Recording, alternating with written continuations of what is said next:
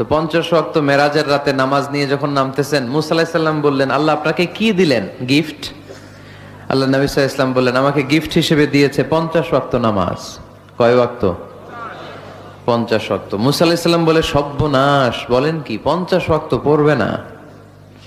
আমি তো আপনার আগে দুনিয়াতে নবী হিসেবে এসেছিলাম, আমার ফিল্ড ওয়ার্কের এক্সপেরিয়েন্স আছে, উম্মত চড়াইয়া খাইছি তো আমি জানি পড়বে না। আপনি যে দেখেন কমায় আনা যায় কিনা। পড়ি নাকি আমরা? 5 ওয়াক্ত তো পড়ি না, ঠিক কিনা? তো গেলেন যে বললেন, আল্লাহ মুসা আলাইহিস সালাম তো বলে যে পড়বে না আমার উম্মত, কমায় দেন না। আল্লাহ 5 ওয়াক্ত কমায়া 45 ওয়াক্ত দিলেন। আবার নেমে আসলেন কত? 45। মুসা আলাইহিস সালাম বলে, আবার যান, আবার পড়বে না, পড়বে না, কমায় নেন, ভালো হবে। আবার গেলেন, আবার 5 কম।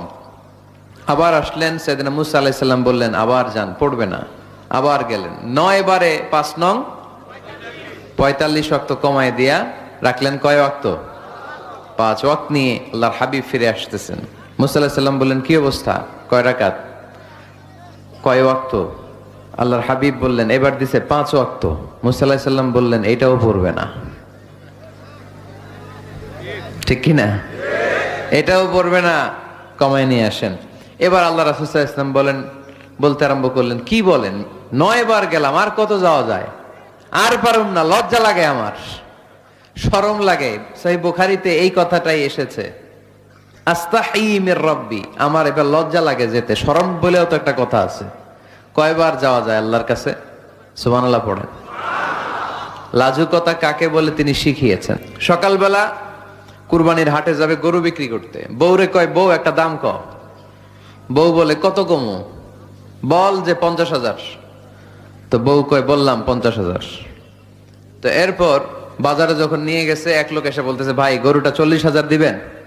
তখন সে বলে, আল্লাহর কসম, সকালবেলা একজন 50,000 দাম কইছে, দেই নাই। সকালে 50,000 কইছে, এরই তো দেই নাই,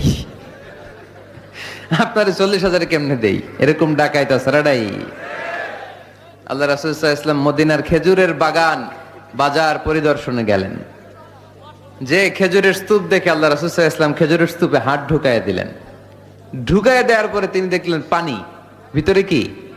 আর উপরে শুকনা খেজুর। আল্লাহর হাবিব বললেন, ভিতরে পানি, উপরে শুকনা কেন? কয়, বৃষ্টি হইছে।